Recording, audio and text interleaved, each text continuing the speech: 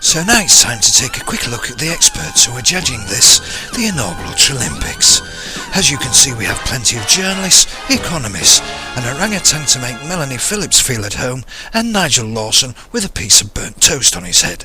However, it's time to cast all this nonsense aside now that the smug king of climate denial condescension has taken centre stage.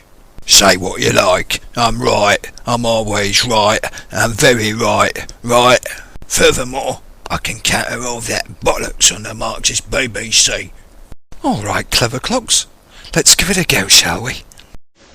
I can show you how carbon dioxide affects Earth's climate using this heat-sensitive or infrared camera which is purring away here. OK, Prairie Dogged, what's your response to that?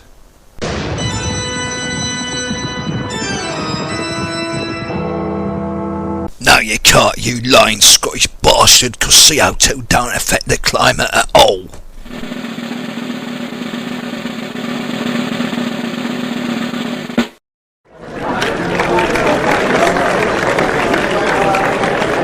I must say that was very disappointing. You'll have to do better than that, Prairie Dogged. Let's try again. So how do we know that the rising CO2 is coming from burning of fossil fuels? How do we know it's not part of a natural cycle? OK, Prairie Dogged, what's your response to that?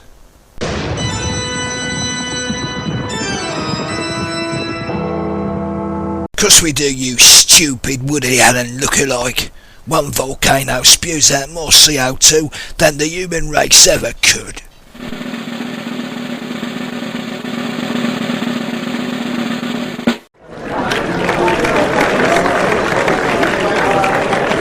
I must say, for a champion mudslinger, that was very, very, very disappointing.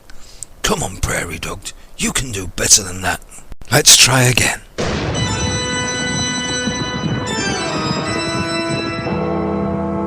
Now, you just hold it there, you liberal, limp-wristed, fascist, Nazi homosexual. I know what's coming next. You're gonna show that idiot with the bald head who wants me to subsidise Al Gore and his New World Order carbon tax scam.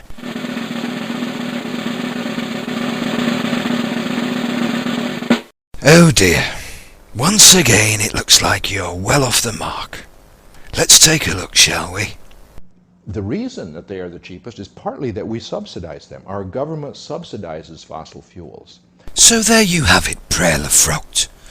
The only people you're subsidising are energy companies who not only raise their prices day in day out, but also take your taxes for a good old jolly by the swimming pool. In scientific parlance, that's known as taking the piss squared. But anyway, after a long, tiring and pretty uneventful day, it's time to bring this, the first Trolympics, to a close. And in doing so, it's fitting that we should close with a 5-brain cell clonathon. As you can see, the many clones of Night Version have already taken up position, and at the behest of their Lord and Master, the Sith Lord, they're getting ready to split and multiply like a virus.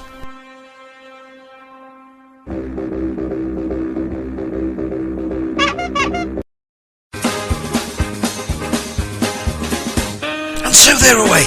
We have Night Version followed by Night Version, and then Night Version followed by Night Version, and then Night Version. We have Night Version with 2 N's, Night Version with 2 V's, Night Version with 2... Oh, what's this? CO2 Pirate. Also CO2 Pirate, CO2 Pirate 1, CO2 Pirate 2, and then the CO2 Pirate 4 trying to get in between Night Version with 7 V's and 65 N.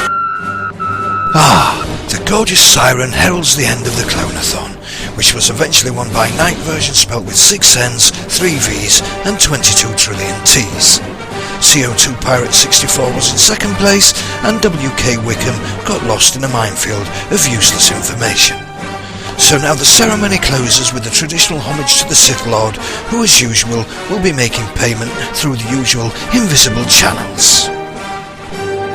I can see clearly now the creeds are gone. Now we destroyed all obstacles in our way. I can see clearly now the engine's on. It's gonna be a bright, bright, bright global warming day.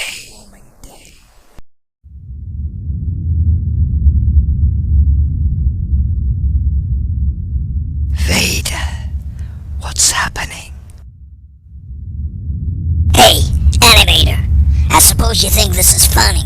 Stick me on top of here while all my clone friends get transformed into giant cabbages. Well, you're wrong, 'cause I've still got one ace to play. So tell me, Brain of Britain, what about the time lag?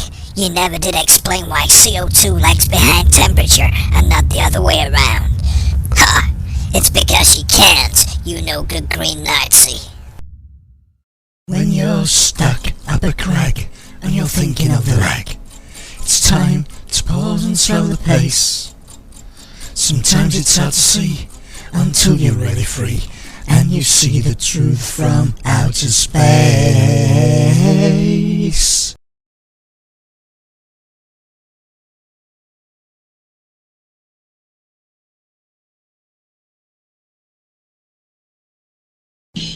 What a lovely place, 'cause up here in outer space we can see the way the earth moves around. In summer she tilts forward, in winter she tilts back, but she moves in ways far more profound. She has a little wobble over 40,000 years, that brings on a warping ice age that sucks up CO2 and turns a little mammoth blue, and so they have to wait for her to tilt again.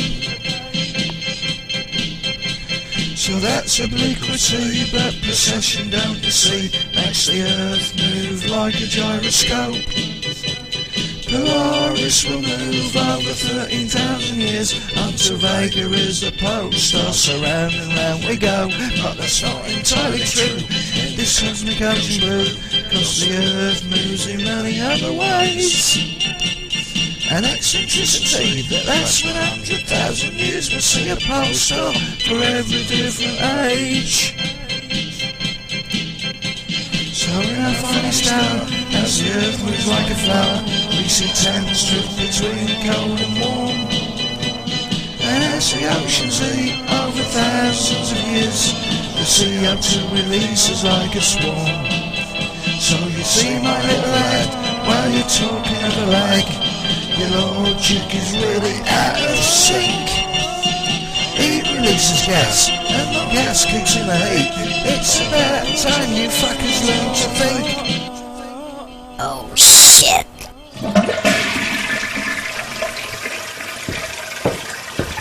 Oh, Camilla, there's a tree. Oh look, there's a positive feedback loop.